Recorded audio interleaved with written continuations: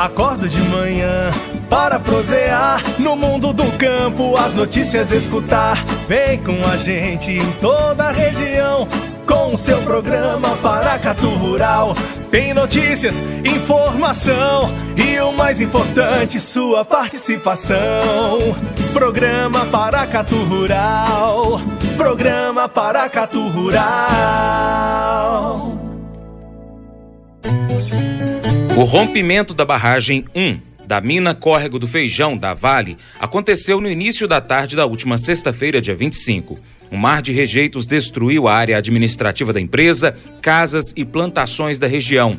Até às 5 horas da manhã desta segunda, dia 28, foram encontrados 58 corpos, registrados 81 desabrigados e 305 pessoas desaparecidas, segundo os bombeiros. O presidente da mineradora diz que ainda não se sabe o que causou o rompimento da barragem e que foi uma surpresa, porque as indicações eram de que estava tudo em ordem. Um dos pontos discutidos é que a barragem estava regular com a documentação quanto à segurança. Uma preocupação muito grande, pois no país existem mais de 700 barragens e esta de Brumadinho não estava entre as 50 mais preocupantes do estado. Conversei no último sábado pela manhã com um representante do Movimento Verde, no Conselho Agro Silvo e Pastoril, Câmara Técnica do Copan, Conselho Estadual de Política Ambiental, e CMI, Câmara de Atividades Minerárias. O engenheiro ambiental Tobias Thiago Pinto Vieira, que nos contou que em uma das reuniões no ano passado, no CAP, ele alertou sobre a estabilidade das barragens. Tobias explica o que ele falou nessa reunião. Tobias, nós mineiros estamos muito tristes com o fato que aconteceu no estado, que ninguém esperava, principalmente os órgãos ambientais, fiscalizadores, enfim, todos aqueles que cuidam das barragens de rejeitos, né, que existe aí centenas aqui em Minas Gerais. O fato aconteceu aí há alguns anos atrás, 3 a 4 anos atrás, que foi em Mariana, né? A gente aí teve um prejuízo enorme ambiental para as famílias e tudo mais daquela região. E agora um fato que acontece próximo à capital do estado, em Brumadinho, onde até o momento cerca de 350 pessoas estão desaparecidas, com algumas mortes já confirmadas. E você tem uma observação a fazer, porque ano passado, em uma das reuniões que você participou, você alertou justamente para a intensificação na fiscalização quanto a essas barragens. Essa, inclusive, não estava entre as 50 mais preocupantes do estado. Conta para o nosso ouvinte, para o nosso telespectador e internauta, o que de fato você falou e que agora, infelizmente, confirmou. Bom, na reunião de novembro do Conselho da Agro Silvo Pastoril, nós fizemos uma provocação ao Estado para serem feitos os laudos de estabilidade de barragem, não só das barragens para irrigação, armazenamento de água, mas também incluir nessa atmosfera os piscinões. E além disso, quando nós tratamos de laudo de estabilidade de barragem, nós temos o decreto federal que fala da legislação sobre o enquadramento dessas barragens para serem feitos os laudos, mas também devemos puxar essa conversa para a agricultura. E eu, no momento, provoquei fazermos uma evolução da discussão, não ficarmos só no decreto, na lei federal, para buscarmos enquadrar as barragens, para termos mais atenção aos laudos de estabilidade de barragem, termos mais fiscalização, termos maior controle quanto a esses barramentos. No momento, em novembro, nós ficamos decididos para serem feitos grupos de trabalho entre o Conselho Estadual de Recursos Hídricos e o Conselho, a Câmara Técnica Agro Silvo Pastoril. O Estado ficou de dar esse retorno, não deu, não montou esse grupo de trabalho, já estava em transição de governo. Fomos para a reunião de dezembro e eu reforcei esse pedido. Falei, vamos evoluir, ficamos de marcar um grupo de trabalho, discutimos na reunião sobre esses laudos de estabilidade de barragem. Fui na reunião nessa última quinta-feira e reforcei de novo. Falei, até hoje o Estado não tomou providência. E falei com as seguintes palavras com o Estado. Até quando sofreremos mais acidentes? E citei o exemplo de Mariana e o exemplo do piscinão de Varjão de Minas, que rompeu recentemente. E falei, até quando vamos esperar mais acidentes ocorrerem para nós tomarmos alguma providência? E infelizmente, ontem tive a notícia do acidente de Brumadinho, fiquei desolado, Porque nós, como conselheiros, nós estamos ali para discutir e prevenir que isso não aconteça. E como você mesmo falou, essa barragem de Brumadinho estava totalmente fora do mapa das que oferecem algum tipo de perigo. Ela cumpriu todos os licenciamentos que a lei exige, cumpriu os laudos de estabilidade de barragem, cumpriu todas essas exigências legais que a desclassificava como potencial risco de rompimento. Então, nós ficamos muito magoados. Eu entrei em contato ontem com o pessoal do CREA, com o pessoal da Secretaria Estadual do Meio Ambiente. Nós todos ficamos muito preocupados. É de fato um ocorrido que causa um impacto muito forte no meio ambiente, e não só no meio ambiente, como sociedade. Nós estamos falando aí de 350 desaparecidos. Isso é o caos. Em Mariana houve um derramamento de lama muito maior. Nós estamos falando de Mariana, foi 50 milhões de metros cúbicos de rejeito. Em Brumadinho é 13 milhões. Então, em proporção, é 20% do que ocorreu em Mariana. Porém, em Mariana foram 17 mortos, se não me engano, e hoje nós estamos aí com 350 desaparecidos. Causa um impacto muito negativo na legislação, mostra que o Estado não tem se comprometido com a fiscalização e com a análise desse processo. E é o que eu volto a dizer, o laudo de estabilidade de barragem ele deve evoluir. Ele não deve ficar ali só num papel que o engenheiro vem, atesta esse laudo, faz alguns testes, talvez mínimos. Eu não conheço, não sou especialista em laudo de estabilidade de barragem, mas eu sei que um papel aceita tudo. E o Estado recebe esse documento, analisa e fala, tem o laudo? Tem o laudo. O laudo atesta que tem estabilidade? Tem. Então vamos conceder a licença. O Estado não tem ferramentas de fiscalizar suficientes, até tem alguma ferramenta, mas ainda é muito tímida, e não tem metodologia de auditar o que foi entregue ao mesmo. Então isso traz uma insegurança muito grande e nos preocupa bastante. Tobias, o sistema que foi construída essa barragem, você tem acesso a ela e, aproveito na mesma pergunta, é o mesmo sistema da barragem que existe aqui nas duas barragens da Kinross, da mineradora Kinross em Paracatu?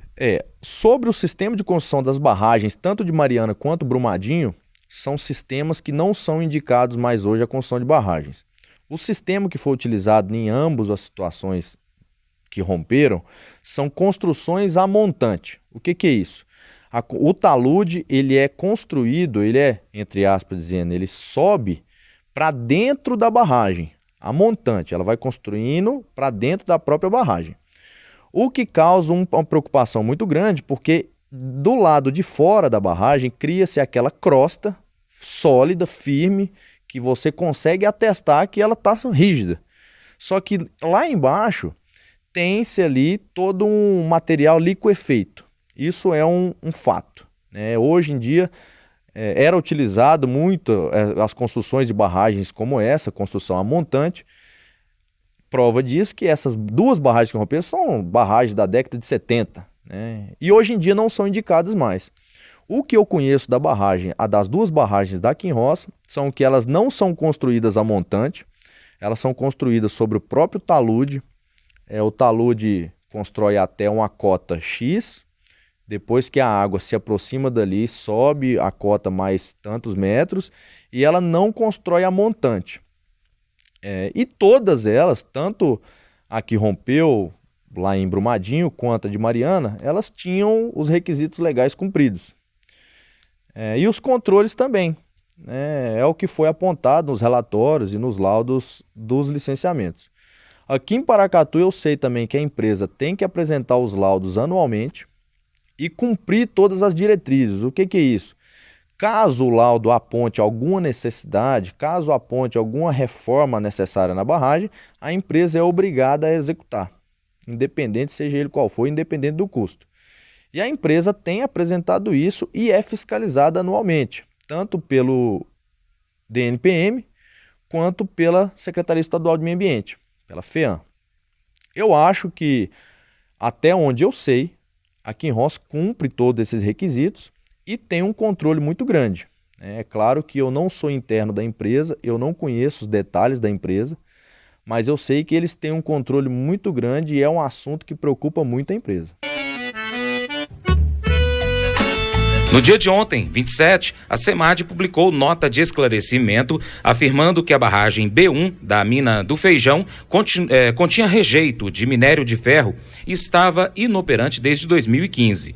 A legislação mineira embasa a análise ambiental em potencial poluidor, porte e localização. E a barragem B1 da Vale possuía a maior classe da legislação, classe 6, e isso se manteve.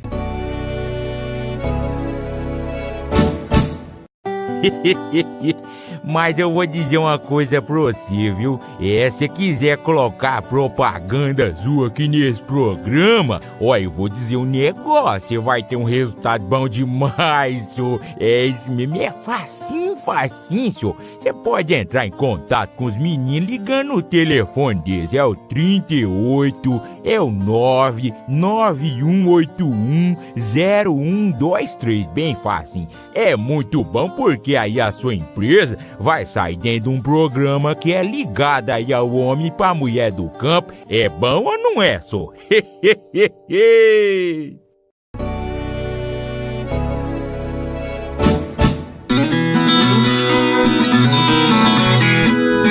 Um avião com 130 soldados de Israel chegou ao Brasil na noite de ontem para ajudar nas buscas em Brumadinho. Os trabalhos começaram hoje e terão duração de uma semana, segundo o governo do estado. O engenheiro ambiental Tobias explica como funcionam as licenças para essas barragens. Sobre a barragem de Brumadinho, eu sei que ela foi renovada e relicenciada em dezembro do ano passado. Ela foi aprovada na Câmara Minerária em uma reunião extraordinária que ocorreu no dia 11 de dezembro. Naquela oportunidade, ela já estava vindo de um retorno de vistas, que é quando o conselheiro pega o processo para analisar com mais detalhe, e o DNPM, ou o IBRAM, solicitou vistas em conjunto com a sociedade civil organizada. Que a sociedade civil organizada, que é a nossa cadeira na CAP, nós somos considerados mais chatos, né? Porque nós estamos sempre questionando, sempre perguntando, sempre querendo maior controle. E a representante da sociedade civil organizada naquele momento pegou o processo e quando ela fez o laudo de vistas, ela solicitou que o empreendimento fosse enquadrado para ser licenciado em 3 fases, como era na DN 74, que é licença prévia, licença de instalação e licença de operação, 3 fases independentes. E no momento, dentro da DN 217, ele foi unificado em uma única fase. Isso traz uma fragilidade no processo de análise, uma vez que passa por dentro da Secretaria de Projetos Prioritários e chega no Conselho em uma única etapa. E com isso é demonstrado ao Conselho, é demonstrado ao Estado que tem os laudos, como eu disse anteriormente, e com esses laudos o Conselho fica sem ferramentas de analisar. Naquela oportunidade, em dezembro de 2018, a conselheira da Sociedade Civil Organizada solicitou que o processo fosse retirado de pauta e recolocado de forma trifásica, porque traria uma análise mais criteriosa. Licença prévia, licença de instalação e licença de operação. Traria maior demora? Sim, traria maior demora, mas traria também uma precaução muito maior para não ocorrer acidente como ocorreu. Minas Gerais, Tobias, tem quantas barragens conhecidas para o armazenamento de rejeito de mineração? Para armazenamento de rejeito, se eu não me engano, específico para mineração, são 170 e poucas, de acordo com o relatório emitido pela ANA no ano passado, no ano de 2017. Então, dentro dessas, algumas foram apontadas no Brasil como risco de algum possível rompimento. Ou seja, a gente chama isso do mapa de perigo, né? Essa barragem específica de Brumadinho, ela estava totalmente fora do mapa. Ela, como eu disse, ela tinha todos os laudos, ela tinha todas as informações necessárias para que o Estado atestasse que ela tinha condição de operação. E ainda, além disso, ela não estava recebendo rejeito desde 2014. Então, pegou todo mundo numa surpresa muito grande. A Vale, então, eu nem imagino como que a diretoria deve estar encarando isso, porque tinha todos os requisitos legais cumpridos. Se houve uma falha no laudo que foi apresentado dentro do licenciamento, não foi apurado ainda. A prioridade nesse momento é salvar as vítimas, né, o pessoal que está desaparecido, tentar mensurar a dimensão desse impacto, não só ambiental, mas como social também, Mas isso vai ser apurado. Eu acredito que os laudos serão reavaliados, o licenciamento será reavaliado. E eu acho que essa situação de licenciamento unificado e não ser feito trifásico traz essa fragilidade. E eu acho que isso que o governo, nesse momento, deve analisar e rebalancear isso para saber quais empreendimentos devem ser feito trifásico e qual licenciamento deve ser feito unificado. Quando a gente fala de Kinross, eu sei que o licenciamento da Kinross ele é trifásico, mesmo dentro da deliberação 217. Por quê? A Kinross ela é classe 6, ela é o empreendimento de maior nível quanto a potencial poluidor e porte. A de Brumadinho ela era classificada classe 4. Ela era alto potencial poluidor, porém era médio porte. Com isso, abriu esse precedente que poderia ser feito de uma única fase. Trabalhos de fiscalização, de certa forma, para quem não entende, chato, perseguição. Uhum. Mas um caso, infelizmente, um caso como esse, a gente vai dizer de tragédia com relação aos danos causados, mas é um caso de crime ambiental que a gente pode falar, porque está prejudicando ambiental e social, né? Mas serve muito de alerta, tanto para o governo federal quanto estadual, de rever justamente isso aí com as suas equipes, fazer uma análise de todo esse procedimento de construção, acompanhamento, fiscalização, ser um pouco mais rigoroso, porque é um prejuízo muito grande em várias esferas, né, Tobias? Exatamente. Nós vemos hoje em dia muito governante, o governo federal chegou a mencionar que deveria simplificar o licenciamento. No governo estadual a mesma coisa, o Romeu Zema chegou a falar sobre isso. Inclusive eu vi na rede social do Romeu Zema que ele se encontrou com o pessoal de Mariana, daquele acidente, e já estavam planejando a retomada das atividades, essas coisas, mas nós estamos vendo que nada evoluiu. Nós estamos vendo que de Mariana, do acidente que ocorreu em Mariana para cá, os licenciamentos têm andado cada vez mais rápido dentro da Supram, talvez das Suprans, né, digamos assim. Supram, para quem não conhece, é a Superintendência Regional de Regularização Ambiental.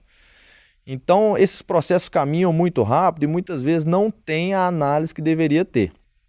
E com essa fragilidade que vem na lei, que você simplifica seu licenciamento, faz com que ele caminhe mais rápido e pula a etapa. Pode ser que uma situação como essa seria mais identificada em uma fiscalização, né? Quando é o licenciamento trifásico, licença prévia. Licença prévia, muitas vezes, é feita concomitante com a de instalação. Após serem feitas as instalações, o empreendimento é fiscalizado de novo. Com isso, por ele ter sido fiscalizado uma vez a mais, pode ser que no momento da operação eles teriam barrado alguma coisa. Falaram, vamos tomar cuidado com isso, vamos mudar a técnica, vamos reforçar o barramento ou fazer alguma atividade que precavisse para não ocorrer um acidente como esse. E sobre o termo desastre ambiental ou acidente, eu acho que esse termo tem que desaparecer.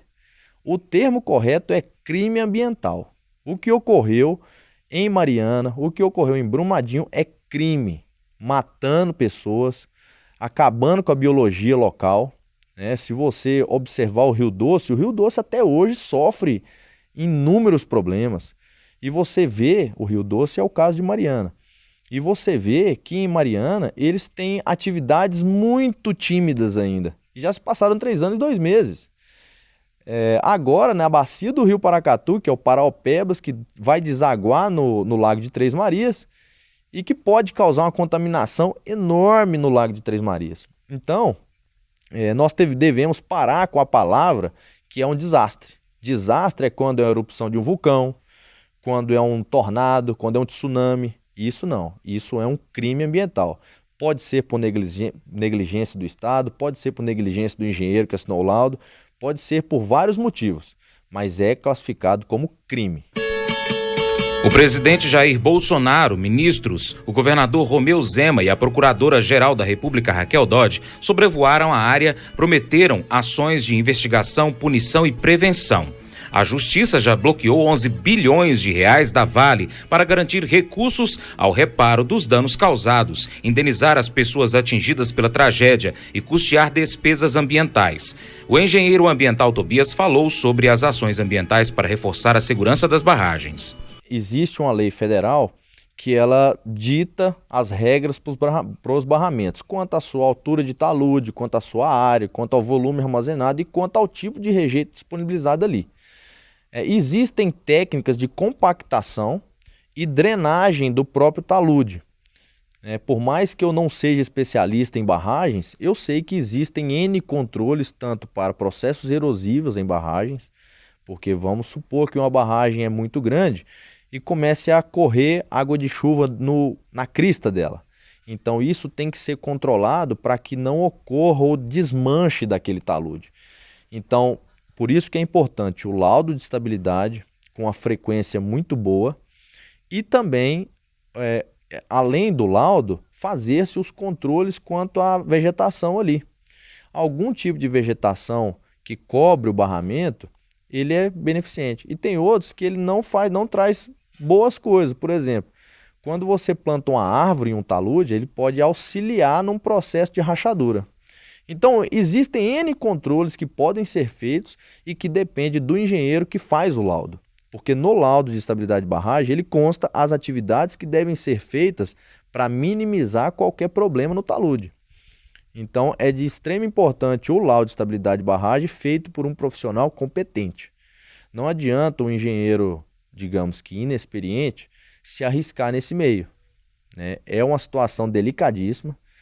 É muito complicado para um engenheiro fazer essa análise. Eu, como engenheiro, eu digo que existem questões que só a experiência de uma pessoa muito boa para estar atestando que uma barragem não corre risco. Quando a gente fala da Vale, nós sabemos que eles contrataram a consultoria alemã, se eu não me engano, que veio, fez todos os laudos e tal, e isso trouxe um conforto para o Estado.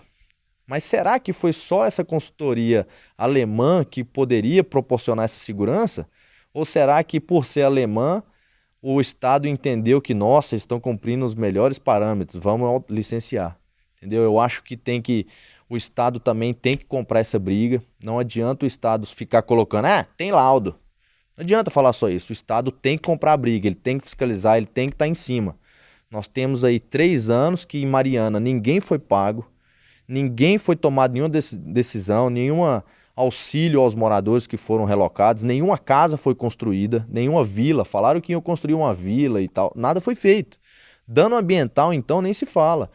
Entrou com um liminar na justiça, a justiça brasileira é um caos. Você bloqueia um bem, ele consegue simplesmente ir lá, desbloquear e não pagar nada. Então, eu acho que é de fundamental importância que agora o Estado compre a briga. Vai para cima, vá para resolver, para sanar os problemas sociais que isso vai causar, o problema econômico da região. Nós queremos que retome as atividades? Sim, retomem. Não tem problema, mas de forma sustentável, de forma responsável. Porque continuar do jeito que está não dá.